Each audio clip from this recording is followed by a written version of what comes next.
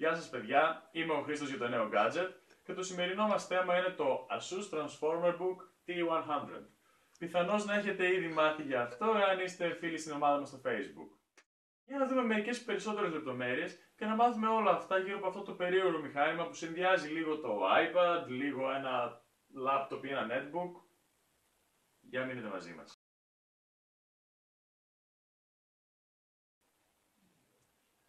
Οι θύρες που υπάρχουν στον υπολογιστή μας είναι αρκετά ικανοποιητικές. Υπάρχει μια θύρα USB 3.0, πάρα πολύ γρήγορη, στην βάση του πληκτρολογίου μας. Όλες οι υπόλοιπες βρίσκονται πάνω στο tablet για να είναι πάντα διαθέσιμες. Ξεκινώντας από τα βασικά, έχουμε ένα rocker για τη φωνή μας, ένα κουμπάκι για να κλείνουμε και να ανοίγουμε το tablet μας και να κλειδώνουμε την οθόνη. Και στα πιο σημαντικά, ο φορτιστής του είναι σαν αυτός του κινητού τηλεφώνου σας. Επομένως, μπορείτε να χρησιμοποιήσετε οποιονδήποτε φορτιστή έχετε εύχερο και ο χρόνος φόρτισης θα είναι κάτι παρόμοιο, λίγο μεγαλύτερος, καθώς η μπαταρία του είναι απλά μεγαλύτερη.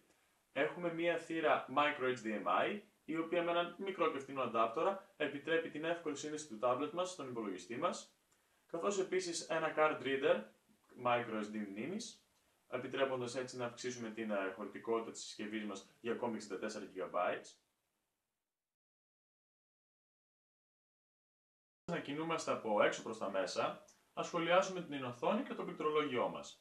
Αφενός το πληκτρολόγιο είναι πολύ ανώτερο, πάρα πολύ ανώτερο, από τα εικονικά πληκτρολόγια που έχουν τα tablets, αλλά και από πληκτρολόγια τα οποία είναι συνήθως κολλημένα ή δεμένα πάνω στην θήκη της συσκευής μας. Τέτοιες προτάσεις έχει κάνει η ίδια η Microsoft και η Apple και third party developers και η Lenovo. Το συγκεκριμένο πληκτρολόγιο είναι αρκετά ανώτερο από αυτό, δυστυχώς όμως τίποτα στο οποίο θα σας παρεκκινήσει να γράψετε ολόκληρη την πτυχιακή σας επάνω του. Η οθόνη έπειτα.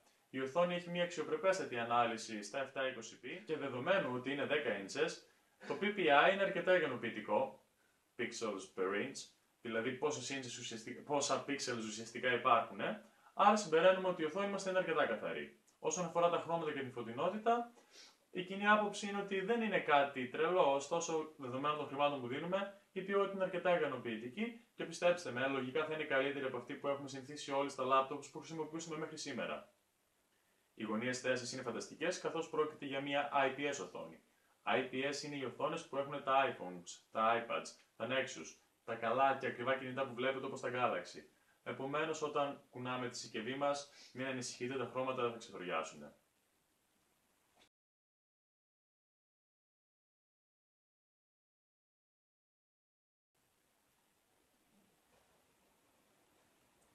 Έπειτα, ας προχωρήσουμε στο hardware της συσκευής μας.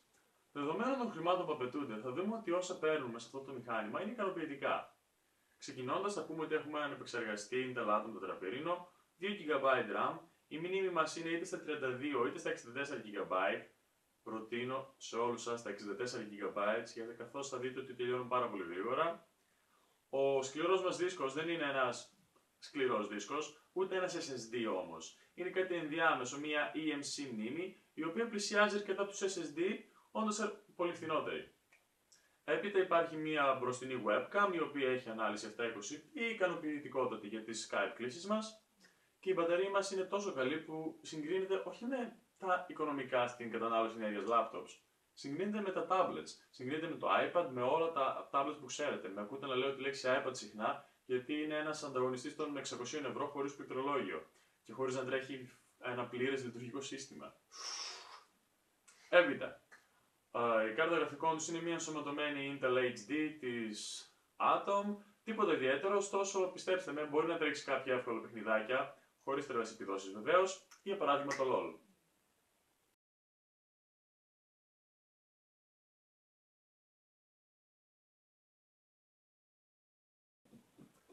Αυτό που ξεχωρίζει τη συσκευή μας είναι η ικανότητά της να συνδέεται και να ξεχωρίζει το πληκτρολόγιό της. Με χαρά έχω να πω ότι το κούμπομα, το οποίο συνδέει και κρατάει μαζί αυτές τις δύο συσκευές, είναι πάρα πολύ σταθερό. Η Asus έχει ένα μεγάλο tradition σε αυτές τις συσκευές, τα Transformers, εδώ και 3 ή 4 χρόνια βγάζει τέτοιες συσκευές.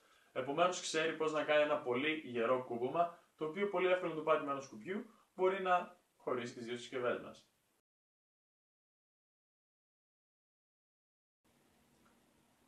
Λαμβάνοντας υπόψη όλα τα παραπάνω, Μπορούμε να πούμε με σιγουριά ότι το Asus Transformer Book T100 θα ικανοποιήσει κάθε χρήστη που θέλει απλά μια συσκευή on the go, η οποία θα κάνει λίγα παραπάνω πράγματα από ότι ένα tablet, ένα iPad ας πούμε. Μπορεί να τρέξει οποιαδήποτε εφαρμογή θέλει, ωστόσο θα πρέπει να θέσει μερικούς περιορισμούς στον εαυτό του, δεδομένης της ισχύς που έχει ο υπολογιστής.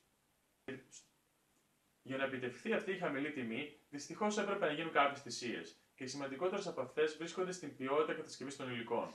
Τόσο η πίσω πλευρά του τάμπλετ, όσο και η ποιότητα κατασκευής του πληκτρολογίου, αν και σε καμία περίπτωση δεν θεωρούνται άσχημες, σίγουρα δεν είναι κάτι ικανοποιητικό σε επίπεδα Apple ή κάτι που βρίσκεται σε μια πιο premium συσκευή, όπως τα ακριβότερα Sony για παράδειγμα. Ήμουν ο Χρήστος για το νέο gadget στην παρουσίαση του Asus Transformer Book για άλλη μία φορά, αυτό το όνομα T100. Ελπίζω να βρήκατε ενδιαφέρουσα την παραπάνω παρουσίαση και να τα ξαναπούμε σύντομα.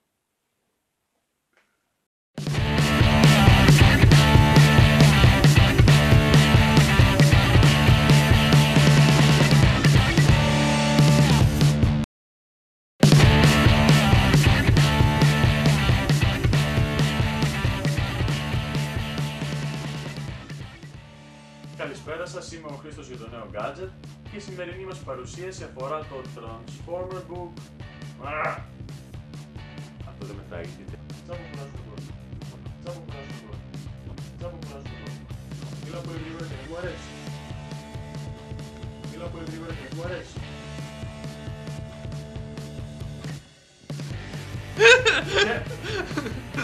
Γύρω στα κρύβει και βάζω. Δεν μπορώ. Συγκεκριμένη έχει μια αρκετή.